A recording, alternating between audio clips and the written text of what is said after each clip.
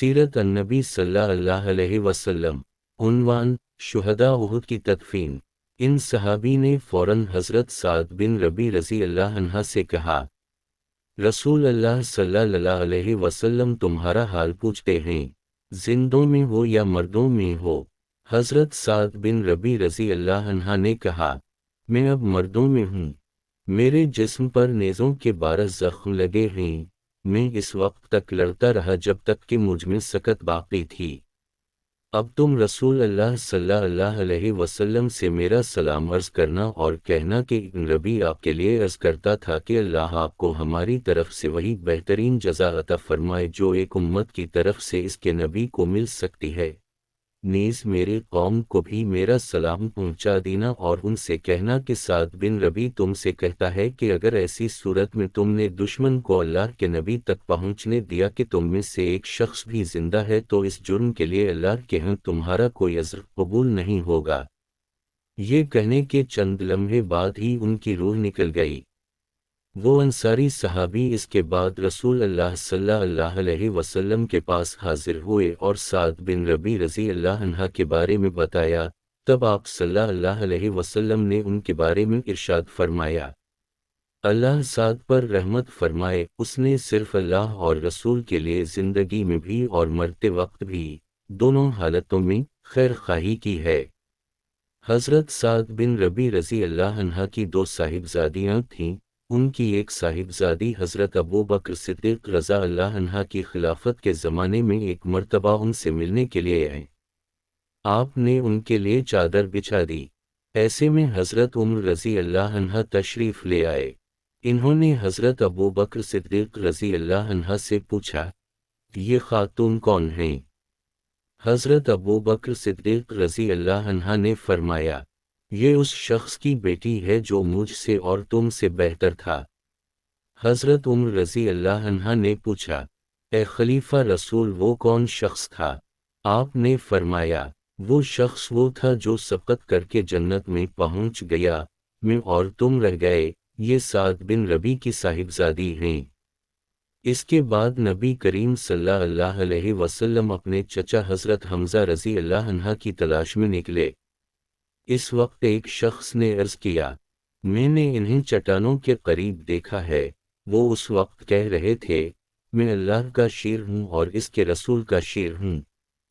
اس کے بتانے پر آپ صلی اللہ علیہ وسلم ان چٹانوں کی طرف چلے جہاں اس شخص نے حضرت حمزہ رضی اللہ عنہ کو دیکھا تھا۔ آخری وادی کے درمیان میں حضور اکرم صلی اللہ علیہ وسلم کو اپنے چچا کی لاش نظر آئی۔ حالت یہ تھی کہ ان کا پیٹ چاک تھا اور ناک کان کاٹ ڈالے گئے تھے۔ آپ صلی اللہ علیہ وسلم کے لیے یہ منظر بہت دردناک تھا۔ آپ صلی اللہ علیہ وسلم نے فرمایا، اس جیسا تکلیف دہ منظر میں نے کبھی نہیں دیکھا۔ پھر حضور اکرم صلی اللہ علیہ وسلم خوب روئے۔ حضرت عبداللہ بن مسعود رضی اللہ عنہ فرماتے ہیں کہ ہم نے حضرت صلی اللہ علیہ وسلم کو اتنا روتے ہوئے کبھی نہیں دیکھا تھا جتنا آپ حمزہ رضی اللہ عنہ کی لاش پر روئے۔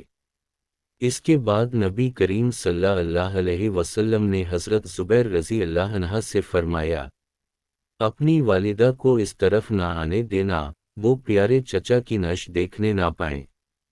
حضرت زبیر رضی اللہ عنہ کی والدہ کا نام حضرت صفی رضی اللہ عنہ تھا، وہ حضرت حمزہ رضی اللہ عنہ کی بہن تھیں اور رسول اللہ صلی اللہ علیہ وسلم کی پھوپھی تھیں۔ حکم سنتے ہی حضرت زبیر رضی اللہ عنہ مدینہ منورہ کے راستے پر پہنچ گئے۔ اس طرف سے حضرت صفی رضی اللہ عنہ چلی آ رہی تھیں، وہ انہیں دیکھتے ہی بولے، ماں، آپ واپس چلی جائیں۔ اس پر حضرت صفی رضی اللہ عنہ نے بیٹے کے سینے پر ہاتھ مارا اور فرمایا، کیوں چلی جاؤں؟ مجھے معلوم ہے کہ میرے بھائی کی لاش کا مسئلہ کیا گیا ہے، مگر یہ سب خدا کی راہ میں ہوا ہے، میں انشاءاللہ صبر کا دامن نہیں چھوڑوں گی۔ ان کا جواب سن کر حضرت زبیر رضی اللہ عنہ نبی کریم صلی اللہ علیہ وسلم کے پاس آئے اور ان کا جواب آپ کو بتایا۔ تب آپ نے فرمایا، اچھا، انہیں آنے دو۔ چنانچہ انہوں نے آ کر بھائی کی لاش کو دیکھا، اناللہ وانالیا وراجون پڑھا اور ان کی مغفرت کی دعا کی۔ اس کے بعد حضرت صلی اللہ علیہ وسلم نے ارشاد فرمایا، حمزہ کے لیے کفن کا انتظام کرو۔ ایک انصاری صحابی آگے بڑھے، انہوں نے اپنی چادر ان پر ڈال دی۔ پھر ایک صحابی آگے بڑھا، انہوں نے بھی اپنی چادر ان پر ڈال دی۔ حضرت صلی اللہ علیہ وسلم نے حضرت جابر رضی اللہ عنہ سے فرمایا، جابر، ان میں سے ایک چادر تمہارے والد کے لیے اور دوسری چادر میرے چچا کے لیے ہوگی۔ حضرت مصعب بن عمیر رضی اللہ عنہ کو بھی کفن کے لیے صرف ایک چادر ملی۔ وہ چادر اتنی چھوٹی تھی کہ سر ڈھانکا جاتا تو پاؤں کھل جاتے، پاؤں ڈھانکتے تو سر کھل جاتا تھا۔ آپ صلی اللہ علیہ وسلم نے ارشاد فرمایا، سر کو چادر سے ڈھانپ دو اور پیروں پر گھاس ڈال دو۔ یہ مصعب بن عمیر رضی اللہ عنہ وہ تھے جو اسلام لانے سے پہلے قیمتی لباس پہنتے تھے، ان کا لباس خوشبوؤں سے مہکا کرتا تھا۔ آج ان کی میت کے لیے پورا کفن بھی میسر نہیں تھا۔ باقی شہداء کو اسی طرح کفن دیا گیا، ایک ایک چادر میں دو دو تین تین لاشوں کو لپیٹ کر ایک ہی قبر میں دفن کیا گیا۔ پھر آپ صلی اللہ علیہ وسلم نے شہداء پر نماز جنازہ ادا فرمائی۔ غزوہ احد کے شہداء میں حضرت عبداللہ بن حجش رضی اللہ عنہ بھی تھے۔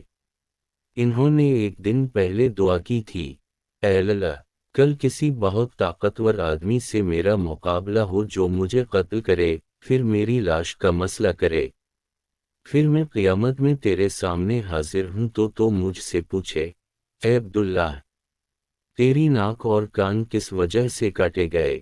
تو میں کہوں گا کہ تیری اور تیرے رسول کی اطاعت وجہ سے، اور اس وقت اللہ فرمائے، تو نے سچ کہا۔ چنانچہ یہ اس لڑائی میں شہید ہوئے اور ان کی لاش کا مسئلہ کیا گیا۔ لڑائی کے دوران ان کی تلوار ٹوٹ گئی تھی۔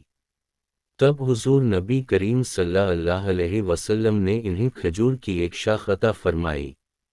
وہ ان کے ہاتھ میں جاتے ہی تلوار بن گئی اور یہ اسی سے لڑے۔ اس جنگ میں حضرت جابر کے والد عبداللہ بن عمرو رضی اللہ عنہ بھی شہید ہوئے تھے۔ ان کے چہرے پر زخم آیا تھا۔ اس زخم کی وجہ سے جب ان کا آخری وقت آیا تو ان کا ہاتھ اس زخم پر تھا۔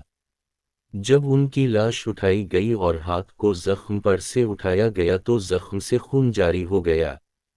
اس پر ان کے ہاتھ کو پھر زخم پر رکھ دیا گیا۔ جون ہی ہاتھ رکھا گیا، خون بند ہو گیا۔ حضرت عبداللہ بن عمرو اور حضرت عمرو بن جمو رضی اللہ عنہما کو ایک ہی قبر میں دفن کیا گیا تھا۔